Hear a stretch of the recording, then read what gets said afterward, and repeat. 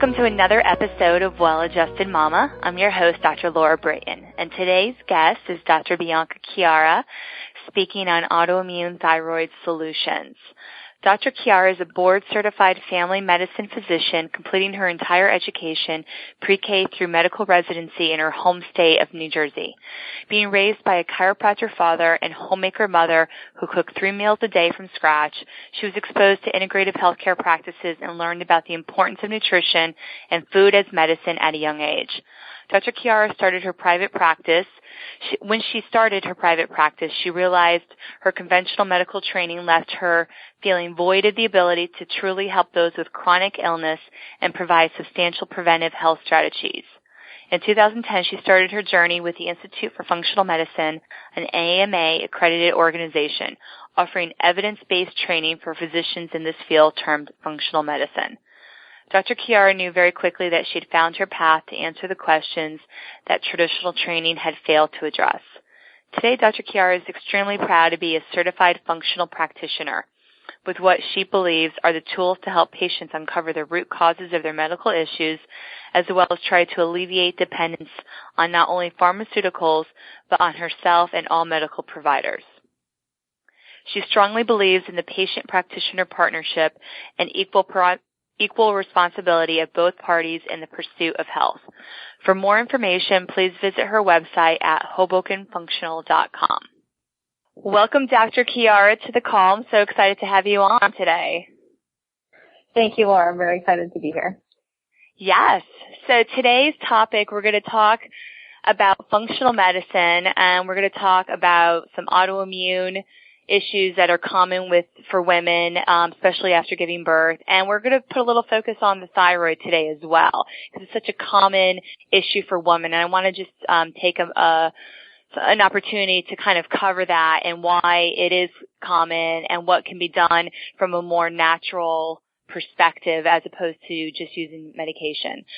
So let's just talk about first about how you, Dr. Chiara, got into functional medicine and specifically focusing on women's health. Okay, sure. That sounds like a good plan. So I actually had a lot of integrative healthcare exposure from a very young age. My father was a chiropractor, so I've been under chiropractic care my entire life. And my mom was a homemaker, but she cooked 3 to 4 meals from scratch by herself and taught us a lot about nutrition growing up. And we ate very healthy growing up, organic. For a few years, they're vegan. And so she really taught us a lot about nutrition as we grew up. And in addition, we actually had an integrative physician my family went to who did things like acupuncture and IV nutrition right in his office. So I was exposed to all these things at a young age. And after going through med school and residency, I really kind of found myself searching for an integrative path because I didn't get that kind of training in my conventional, organizations with school and residency and that kind of thing. And it actually was through a turn of events in my family where my sister ended up being diagnosed with Crohn's disease and autoimmune kidney impairment that I came to find the Institute for Functional Medicine through trying to help her. And so that's when I chose the IFM to do my training through, just because I really liked how structured they were. They offered a certification path, and as an originally conventionally trained physician, I like that all their training is AMA accredited, and that's how I ended up through the IFM and in functional medicine. And through my sister's health, I really ended up focusing on GI, gastrointestinal health, and autoimmunity. And that really is what kind of brought me to focus on women's health, mostly because those are 2 huge issues that so many women struggle with. Mm-hmm. Yeah, so true. And, I just want to share with the audience that you and I have known each other for a long time. We both have practices in Hoboken, and we're, definitely connected because your upbringing and the fact that your father's a chiropractor. There's a lot that we have in common. So I'm just so excited to have someone like yourself here in town doing this type of work, because I do think it's so valuable, and it is very different than, to your point, the traditionally trained allopathic, like primary care type of doctor who's looking at the body in a different perspective. For sure. Yeah. Great. Well, I appreciate that. Yeah, of course. Okay. So, I mean, now you've gone through this training and you have your certification, and you've actually changed how your practice is operating, doing more of the functional medicine. So let's get into that a little bit more about, for example, like, let's talk about why are women more predisposed to developing autoimmune disorders? Sure. So I'm going to talk about that. I just wanted to really quickly just kind of go over that. I think our focus today is going to be specifically autoimmune thyroid related, and I'm going to talk a little bit about mostly Hashimoto's thyroiditis, but then also about postpartum thyroiditis, and kind of compare the two. But similarly, they're both autoimmune conditions, basically where a person's own immune system attacks their own thyroid gland. And this is very prevalent. In autoimmune disease in general is very prevalent. There are estimates that say about 8% of the U.S. population suffers with some form of autoimmune disease, and estimates are up to 3/4 of those people are women. And for Hashimoto's thyroiditis specifically, the female to male ratio is actually 7-to-1. Wow. So, yeah, that's really high. So this obviously begs the question, why so many women? And although this is a little unclear, there are some generally widely accepted theories about this. So what we do know is that men and women's immune systems do behave differently. And women have what we call an enhanced immune reactivity comparatively to men. So this can be beneficial. This provides better protection against things like infection. But at the same time, and the flip side of that is because our immune systems are more reactive, this increases our risk for autoimmunity, which essentially is overreactivity of the immune system. Now, what's interesting is these differences between our immune systems are actually the most pronounced between menarche, is when we start our menses, and menopause. And this is the same time that women's autoimmune rates are the highest. And then if you actually look postmenopausally, the autoimmune rates between men and women start to become much more similar. So there are a lot of theories about that. And basically, we don't know exactly, but the thought process is that there's something related to either specifically our X chromosomes, something maybe about the actual estrogen levels that we have between menses and menopause. And there's also talk about possibly gender-specific behaviors relating to these risks, but it may be a combination of all of these three things. So that's kind of where we are in terms of why more women. It's not an answered question. We just can look at trends, and I think they're still trying to figure out exactly why. Yeah, and I think to your point, it's probably more than just one factor too. I mean, it could be a combination, and even mentioning estrogen levels. We know that there's like a lot of xenoestrogens in our environment and toxicity that have been increasing. So that could be also contributing to some estrogen dominance. Sure, absolutely. Wow. So then, the other question that comes up that we wanted to discuss today was, how does pregnancy fit in here? Yeah. And so pregnancy fits in because for some women, pregnancy can actually trigger autoimmune diseases. And for example, one of the things we're talking about today, postpartum thyroiditis. So the theory behind this kind of goes like this. In general, we consider pregnancy a state of relative immune suppression, meaning relative to when a woman's not pregnant. When she is pregnant, her immune system is relatively suppressed because of the hormones related to the pregnancy. So postpartum, what happens is the immune system rebounds and into, again, relatively a hyperreactive state. So that's why they think there's this increased risk of developing autoimmunity postpartum because of that immune system rebound. So for postpartum thyroiditis alone, this can be found in up to 5% of women postpartum, which is a pretty high percentage. Yeah. Is that just like the first year after giving birth? So, no. So it's actually, it can come up, I'm going to talk about that a little bit later in more detail, but it usually comes up within the first 6 weeks to 3 months postpartum. But this postpartum thyroiditis is actually a very specific condition, postpartum, usually between 3 weeks and 6 weeks and 3 months, I'm sorry. And typically it's a self-limiting, spontaneously resolving process that typically does not require any treatment. But here's the catch. If you do have postpartum thyroiditis, long term, you have a very significant risk of developing chronic thyroid disease.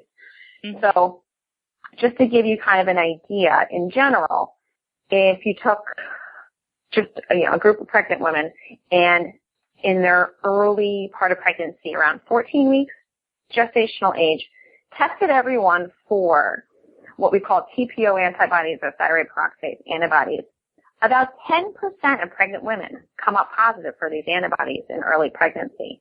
And of those 10%, 50% of those TPO antibody positive pregnant women will get postpartum thyroiditis, which is a pretty alarming statistic and can help for predictive value too, to know who's at highest risk.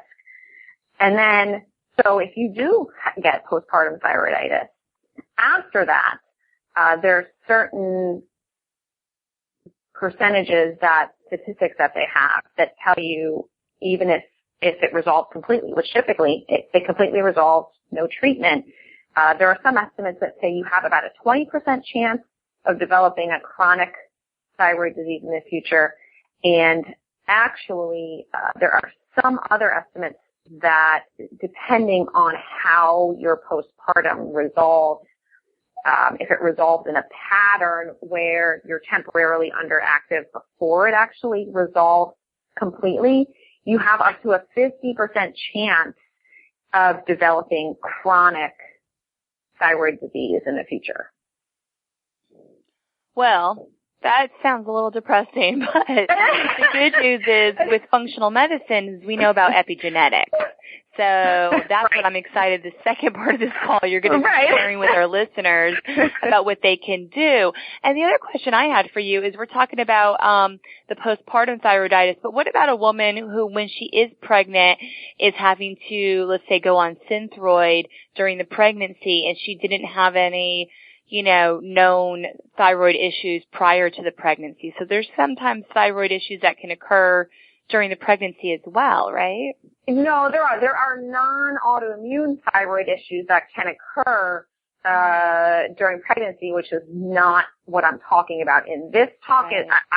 I've specifically focused on the autoimmune component. But they're specifically autoimmune. But no, there are other issues that can come up thyroid related.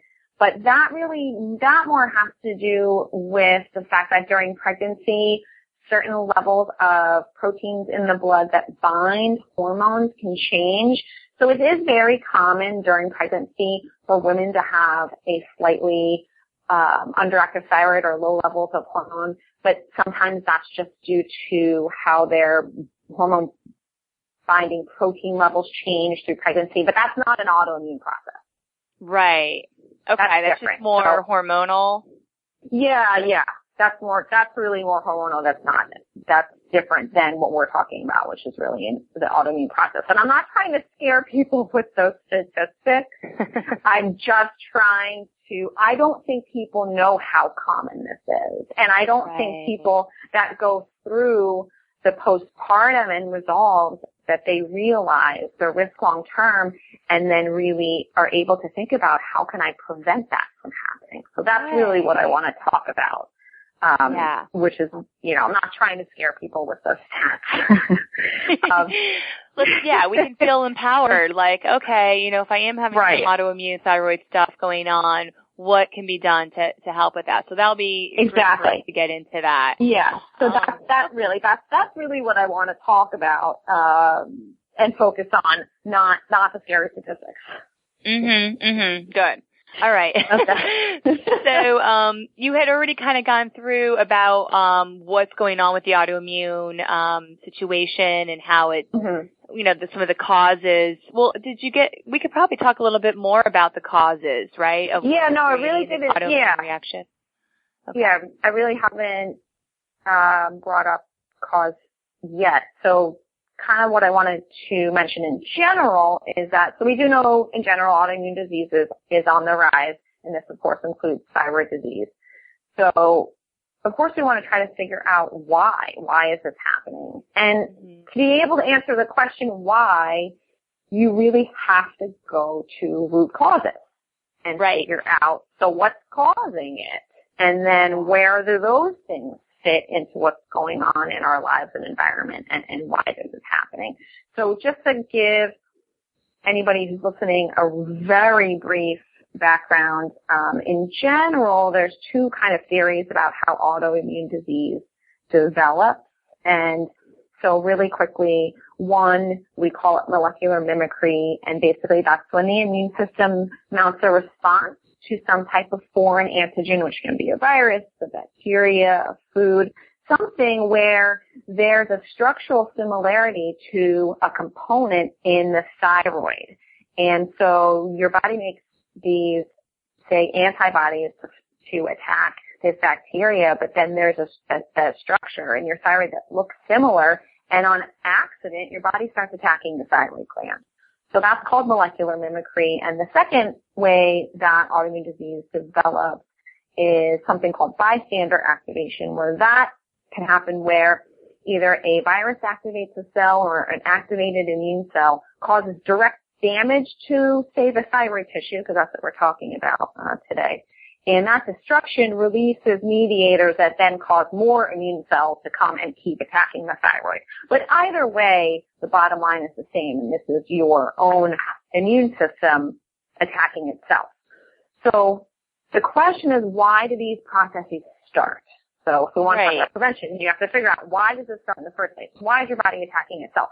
So in functional medicine, we discuss three fundamental things that need to happen or be in place to initiate autoimmune disease.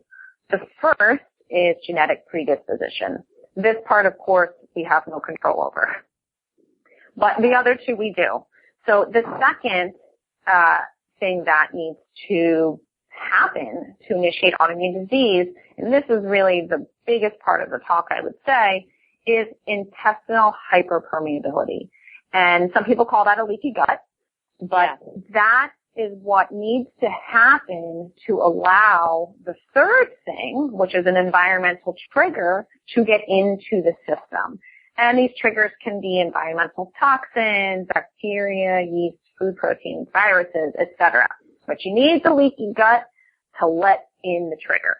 And then you need the genetic predisposition, and that's how an autoimmune disease is initiated from our functional medicine perspective. So we're disease not like a Crohn's, it's not a GI diagnosis. This is any autoimmune disease. Right. This is not just specific for thyroid. This is our autoimmune theory in functional medicine. This is how we think that any autoimmune disease is initiated. So so it really shows how important the health of our gut is. So absolutely, and that is really the highlight of what we're discussing today. And so then we keep going backwards. So we want to ask why there's so much autoimmune disease. So we keep going backwards into, well, what's happening? Why is it happening? What's causing it? And so then what do we need to talk about is, why do people get a leaky gut? Why do they get intestinal hyperpermeability? And there are a few really important things that people need to know about that. So I'm just going to kind of go through some of the most common things that precipitate a leaky gut. And in a lot of patients, it does take a number of these things to be happening at the same time for this to really happen. But some of the big things I'll go through. So medications are one, and really specifically antibiotics, anti-inflammatory medications, steroids, Tylenol, antacids. Those are some of the most common, not just prescription, but over-the-counter medications that can affect gut permeability. And I mean, how many people have not at some point been on one, all of these types of medications? Most people. Yeah. So medication is huge, and as physicians, we really need to think when we prescribe medications like this for certain people and what we might be causing by doing this. So medications are a big one. Food is also a big one. So food allergies and sensitivities, which are a little bit different, those can both cause intestinal problems and lead to hyperpermeability. And if you're going to talk about food, I really need to mention gluten because it is the number one contributor in terms of a specific food to leaky gut. They have, at this point, tons of research on gluten, and they've found proteins in gluten called gliadin proteins that even in patients who don't have celiac disease, who don't have a measurable immune sensitivity in blood work, that these proteins are able to bind receptors in the intestines and cause those intestinal cells to widen a bit and lead to potentially a hyperpermeable situation, even in non-immune sensitive and non-celiac patients. So gluten is unfortunately a really big problem for a leaky gut when you're talking about food. And in general, poor diet is a problem. So poor diet, I mean high sugar, high processed foods, high alcohol intake. All these things disrupt the microbial balance in our intestines. And when you do that, you increase the risk for gut permeability and leaky gut.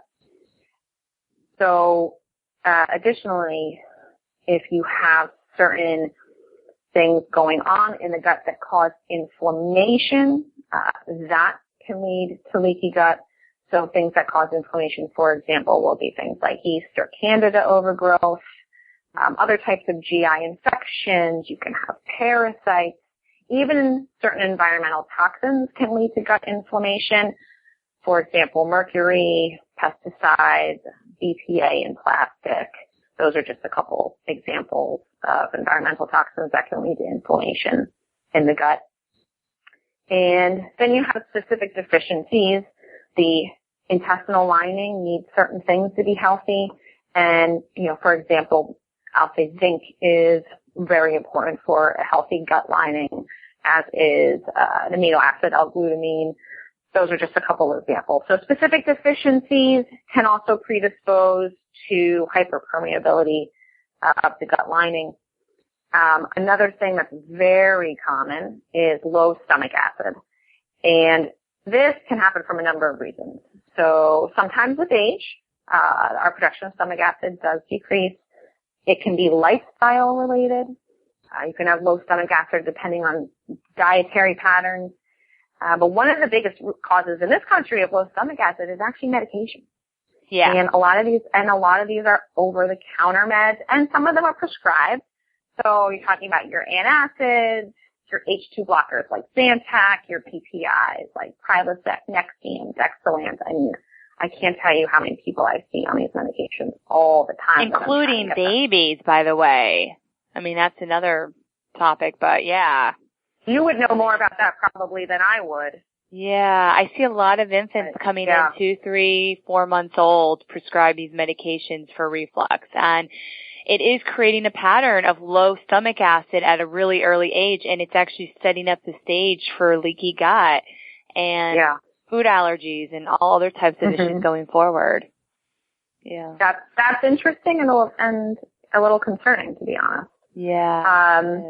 So I'm almost done with my list of things that can predispose to intestinal permeability. So 2 other things big on the list. One is stress, and not just psychological stress, but physical stress as well. I'm sure I know you know of the gut-brain axis and the connection between the brain and the gut, and stress can actually alter the microbial balance in your gut, again, which can lead to leaky gut.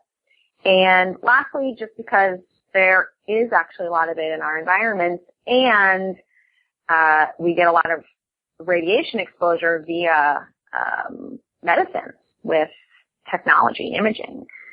Radiation exposure actually can cause a leaky gut as well. So that's just something I think people need to be aware of. But I feel like we scan people somewhat haphazardly.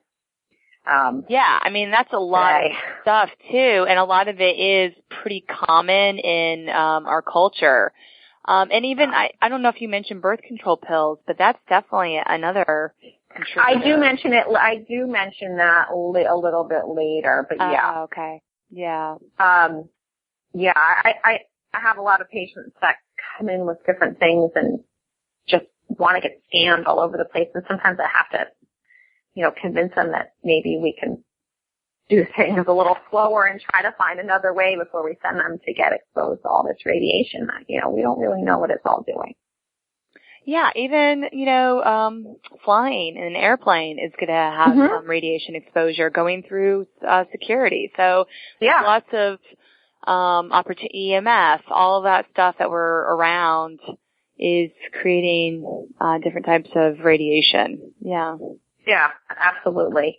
So that's kind of my list of big things that can contribute to leaky gut in particular. And I just wanted to make a quick point on prevention, if I can. So obviously, look, with everything that we just discussed, the key to trying to prevent autoimmune disease in general and thyroid autoimmune disease is a healthy gut. So we want to do everything we can to keep our gut healthy and avoid those triggers of leaky gut. But there's a very specific preventative point I want to make for postpartum thyroiditis, which I found very interesting in the research I did for this talk, is that they have found that very simply, selenium supplementation during pregnancy and postpartum for women who screen positive for those TPO antibodies in early pregnancy, selenium supplementation will decrease the thyroid inflammation and significantly decrease both their postpartum thyroiditis risk and their risk of permanent hypothyroidism in the future. Something so simple. Wow. That's very interesting you're saying that. And probably 200 milligrams a day, is that the recommended dose? That's, I believe it's micrograms, but. Micrograms. Yeah, and I have and what's interesting, even beyond, related to pregnancy and postpartum, I've had other, patients with thyroid issues that were presenting like an autoimmune, but weren't like full-blown Hashimoto's, and they also really benefited with selenium. So selenium just sounds like it's really helpful in general related to autoimmune thyroid issues. Absolutely it is. The preventative point of the research that I saw with the postpartum, though, was staggering when I saw it. So I have to bring that up. Yeah. So let's talk about how we treat autoimmune thyroid from a functional medicine standpoint. So we've been talking a lot about the gut, and I'm going to keep doing that. So the first thing that we do is we need to identify issues in the gut. And how do we do that? So in functional medicine, we use something we call the 5R approach to healing the gut. And that stands for remove, replace, repopulate, repair, and rebalance. So I'll go through those one by one. So, remove. What does that mean? It means we want to remove any known or suspected food allergy or sensitivity, whether we've identified that via an elimination diet or via some type of testing, whichever. And of course, specifically, I remove gluten from all my patients, but that's just a side note. But also under remove, we also need to remove any bad bugs. So whether there's yeast overgrowth or too much bad bacteria or a parasite, those are also things that need to be removed. Mm-hmm. So second, under replace, that really is replacing in patients who need digestive enzymes. And some patients actually need replacement of stomach acid because their stomach acid is so low. And so, our third, it's actually very common. Our third, repopulate. So that means repopulating good bacteria. So basically we do that via prebiotics, which are basically certain types of fiber, fermented foods, probiotic supplements, those types of things. And for 4, which is repair, we need to feed the gut what it needs to repair. So some of the big take-home repair nutrients are zinc, as I'd mentioned, vitamin A, vitamin C, vitamin D is very important. Amino acids, a full spectrum are important, but as I had mentioned, L-glutamine is by far the most important, and L-glutamine is a core staple of any gut healing program. And we also use omega-3 fatty acids, DHA and EPA, to help heal the gut as well. And the last part of that, number 5, is rebalance. That's a little bit different. I find this category to be the most, typically the most individualized depending on the patient. This can mean different types of exercise. It can mean addressing someone's sleep. It can mean addressing stress modification, having somebody do things like yoga, meditation, sometimes even acupuncture. This section, the rebalance. Chiropractic, absolutely. Absolutely. And so those are all rebalance. Yeah, chiropractic is fantastic for rebalancing the central nervous system, without a doubt. So when we look at how to approach treatment, the first thing we're looking at is this 5R approach to the gut. Of course, in functional medicine, we always say food first. So what do we do for food for autoimmune thyroid patients? So typically we'll use something called an autoimmune paleo diet. It's not the paleo diet that you hear people talk about, in like the CrossFit world and that kind of thing. This is a little bit different. This is a very medically based diet, and it's very restrictive, but it's an anti-inflammatory diet that removes foods that are widely known to trigger immune inflammatory responses. So in an autoimmune paleo diet, it is gluten-free, but beyond that, it's actually completely grain-free. It is free of dairy, free of eggs, free of beans and legumes, and free of nuts and seeds, and restrictive for nightshade vegetables. And a little note on gluten that I actually wanted to add is that there are actually proteins in gluten that we discussed molecular mimicry before. There are proteins in gluten that have very similar structural appearances to some thyroid enzymes. So you can have a cross-reactivity between gluten proteins and the thyroid itself. And so this is one of the reasons, other than there's many others, including the contribution of leaky gut, that for all autoimmune thyroid patients, being gluten-free lifetime is something every functional medicine doctor is going to recommend. Right. And you know what? You bring up a good point. There's a new hypothesis regarding a leaky thyroid, which is obviously connected to a leaky gut, but that would be what you're talking about with the gluten protein. Yeah. Exactly. Yep. Exactly. And the other food I get asked a lot about with autoimmune thyroid disease is soy. And it used to be debated a lot back and forth, but you know what? In general, we typically tell patients not to have soy.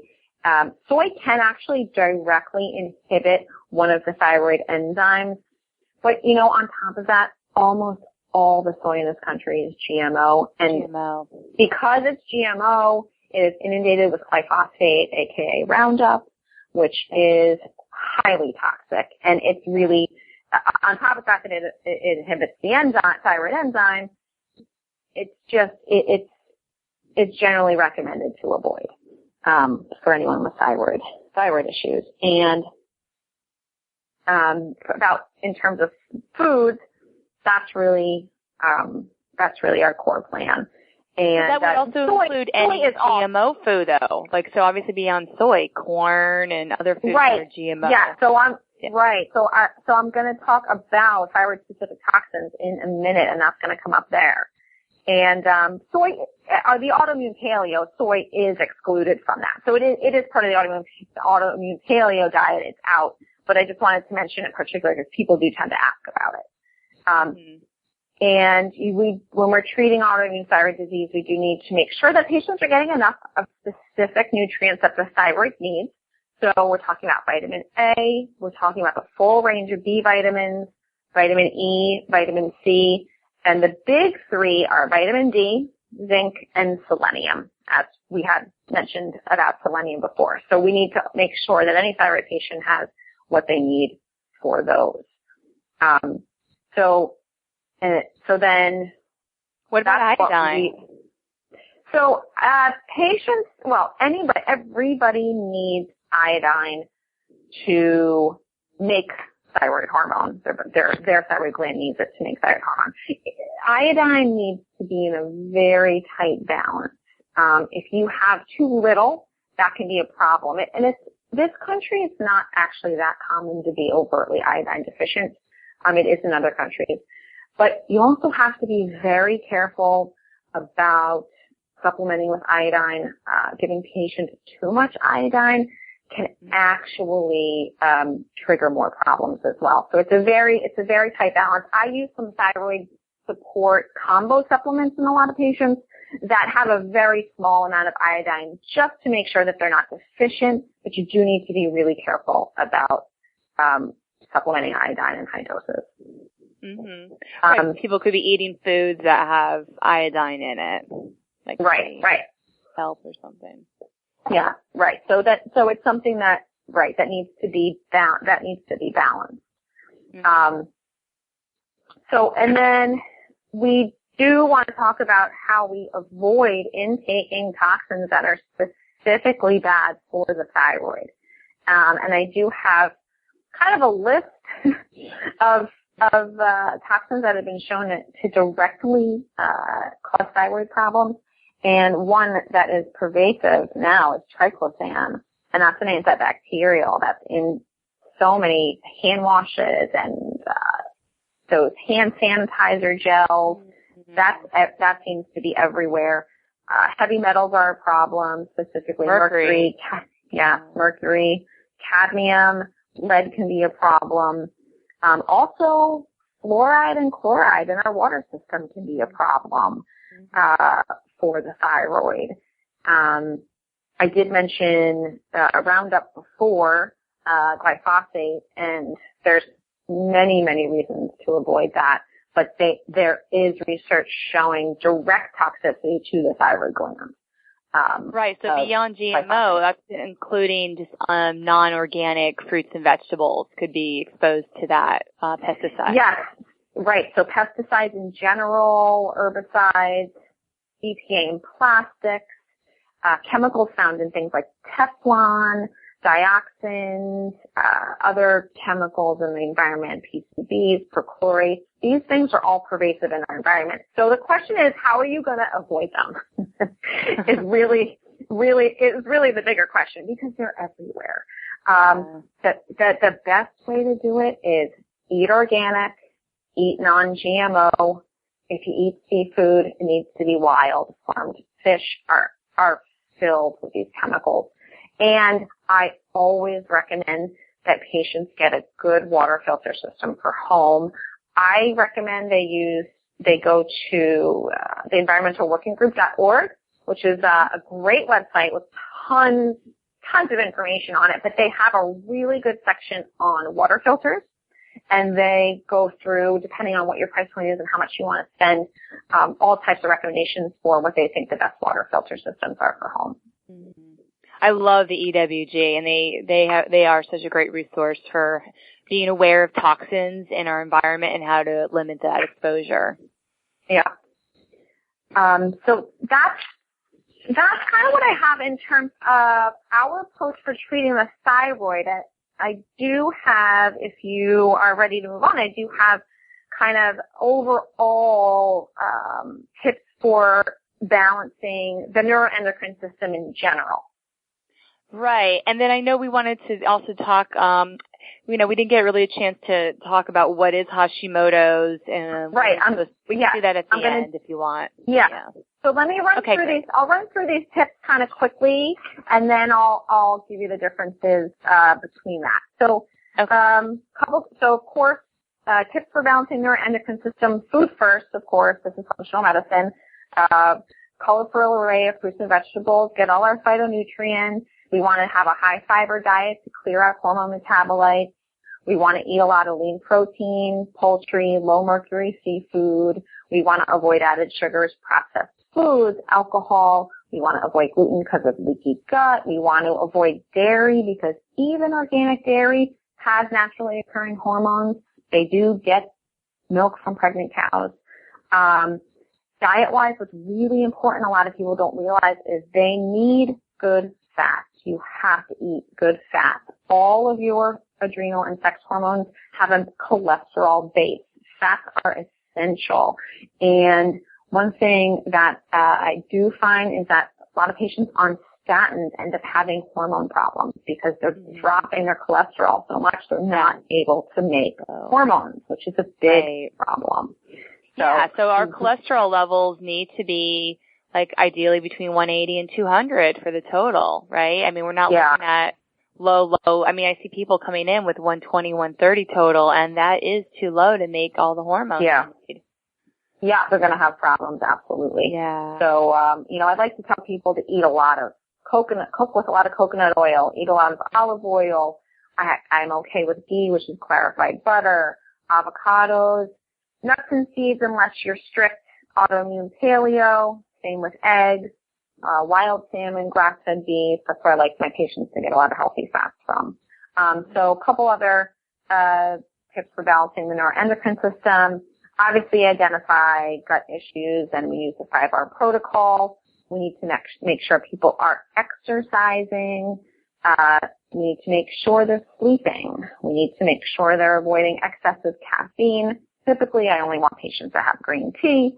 That's what a lot of functional medicine docs do, but we want to avoid excessive caffeine. We want our patients to work on stress management. Assessing the adrenals is always important. We really look at the adrenals as like the top of the pyramid of hormones, and we always want to start at the top. So we want to make sure that that's been addressed if we're looking at hormone issues down below. We want to make sure that people are avoiding hormonal contraception and synthetic hormone replacement therapy if possible. And in general, again, avoiding environmental toxins as we discussed, eating organic, non-GMO, good water filter, that kind of stuff. So let me just really briefly, so that people understand the difference between Hashimoto's and postpartum thyroiditis, explain them real quick. So typically, Hashimoto's patient will typically be a female, maybe age 20 to 40, typically presenting with complaints of underactive thyroid, fatigue, brain fog, constipation, hair loss, maybe weight gain, feeling cold, depressed.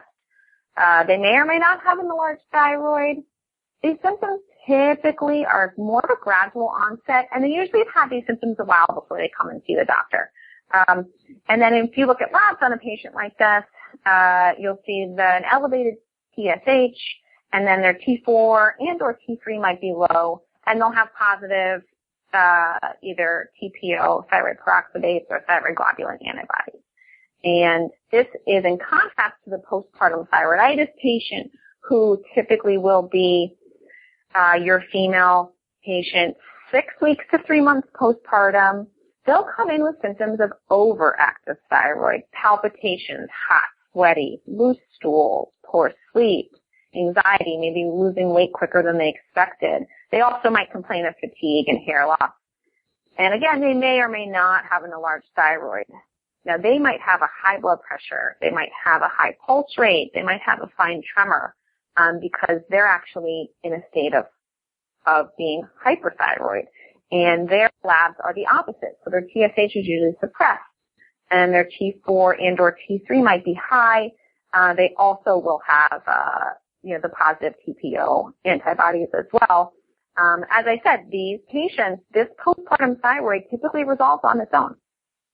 We don't usually treat this, and within a couple months, symptoms resolve and the hormones go back to normal. But as I mentioned, long term, they're at high risk for developing chronic thyroid disease. So, right. And what if if they're feeling like crap? I mean, is there some sort of thing that can be done to just give some relief without just taking a medication? Well, the course of the postpartum thyroiditis is typically very short, and it really depends on the specific patient. Then, but I mean, this is an autoimmune process, so you could certainly start to the diet. You could certainly start with the whole autoimmune protocol, which you probably want to do long term anyway because of the risk for developing, chronic autoimmune underactive thyroid. So right. You probably would want to do that anyway. But the acute symptomatology is actually difficult to manage, but typically resolves very quickly. Okay. So it's the long-term risk, that I think people don't realize that, I think, and trying to prevent that is really, really key. So I do have one Hashimoto case study if you want to go over that quickly. Yes. Okay. This is the end of what I have to talk about with this case study. So we'll go over this case study from a functional medicine standpoint. So, I had a 34-year-old woman come into my office. She had been complaining of about 4 to 6 months of progressive fatigue, although she said she had been sleeping enough. She had complained of brain fog, difficulty concentrating. She was having difficulty losing weight despite exercising a lot, as she said, and quote-unquote dieting. She did have irregular bowel movements, mostly constipation, occasional diarrhea, no blood mixed with that. And her past medical history was only significant for antibiotic exposure multiple times as a child with ear infections and as an adult for sinus infections. When I saw her, she'd had one child 5 years previously via vaginal delivery. Her family history was significant for both type 1 and type 2 diabetes, heart disease, and rheumatoid arthritis, another autoimmune disease. So for exercise, she was exercising about 30 minutes 3 times a week, just running. And her dieting, so she was on what we call the SAD diet or the standard American diet. And to her, she was dieting because she was eating low calorie, low fat, but she was eating very poorly in terms of nutrients. And then caffeine wise, she was having about 2 cups of coffee a day, didn't smoke, rarely drank. Socially, she was having very high stress levels because she was separated from her husband and also working full time. And for her, an important note is that she was actually born via C-section, and there is some research to show that C-section delivery can permanently affect somebody's gut flora. So that's important to note. That's important to note in someone's case history. To know what's going on with them. So I'm just going to go over her pertinent labs. So her blood work came back showing She had Hashimoto's. She had a high TSH with a low T4 and a low T3. She had very high positive TPO antibodies. She did have a low vitamin D level. She also had, interestingly, she was immunologically reactive based on blood to gluten proteins, but she was negative for the celiac gene. So she did not have celiac, but was still reacting to gluten. Right. We did some advanced stool testing from her, which showed that she was lacking a good level of digestive enzymes, and she did have low levels of good bacteria and a little bit of non-candida yeast. We did a saliva test for her adrenals that showed a mild dysfunction. Cortisol was a little elevated in the AM and mid-afternoon. Her DHEA was just a little borderline low, and her 87 food sensitivity panel showed widespread, very low-level reactions, and they were significantly grouped in dairy and grain categories, but widespread low levels. So this is suggestive for leaky gut. So this isn't a specific test for leaky gut, but when you see someone on a food sensitivity panel that's lighting up all over the place, they're reacting to everything. You have to think their gut is leaky. So what did we do with her? First thing we did was a 5R gut approach. Yeah. So we put her on an organic autoimmune paleo diet. And I did let her know gluten, dairy, and soy will probably be permanent avoidances regardless. Once she's stabilized, we might be able to use her food sensitivity testing to add a little bit in so she's not as strict as the autoimmune paleo for the rest of her life, long term. But gluten, dairy, and soy will likely be forever. We also removed the yeast with some antifungals and, recommended a lower carb, starchy vegetable diet to help prevent regrowth. We replaced her with some digestive enzymes. We repopulated her, recommending dairy-free probiotic foods like coconut kefir, kombucha, kimchi. We recommended a prebiotic fiber supplement and a probiotic supplement. I wanted to repair her gut, so gave her a multivitamin, multimineral vegan protein shake with glutamine powder added to it. We also gave her vitamin D based on her labs to get her to her goal level, which we want patients between 50 and 80 for their vitamin D level, and gave her a really high-quality omega-3 and recommended, which is really, really great to help repair the gut, was bone broth on a daily basis. And lastly, for rebalancing her, exercise, her recommended her to stop running, and I wanted her to do short cardio intervals and weights. That is the best exercise combination to help heal hormonal imbalances. And I recommended a sauna or hot yoga once a week for detox and a 5-minute self-guided meditation daily for stress levels. And then just a couple other recommendations we did for her. So I put her on a thyroid support just to make sure she was getting enough zinc and selenium and the micronutrients the thyroid needs. Gave her an adrenal support with some adaptogenic herbs for her cortisol levels. Recommended a water filter, BPA-free canteen to take her water around with her. Recommended switching from coffee to organic green tea. And recommend she evaluate her cookware, home cleaning products, and personal products. This patient actually chose to also initiate a low dose of Armour Thyroid, which is a naturally just derived prescription medication that has T4 and T3 hormones in it, but her levels were significantly off, and she wanted to do that in combination with everything else, which is fine. Everybody's different. Some people want to do that, some don't. And I saw her 3 months later. She had better energy, better concentration, her bowel movements more regular. She had actually lost 6 pounds without quote unquote dieting. The food plan we put her on was not calorically restrictive. And her TSH and T4, T3 at that point were normal. We had adjusted once in between with her Armour dose as well. But also of significance, her TPO antibody levels, which were very high, were so positive that they had come down a lot in that 3-month time frame.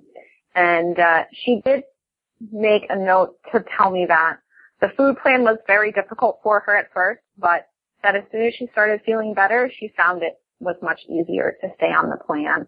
And we actually didn't do the specialty tests. We didn't recheck a lot of them. They can be pricey for patients, and so, I'll really recheck them if patients want to, or if they're not responding the way we expect them to plan. But if they are responding and they feel well, it's really up to them.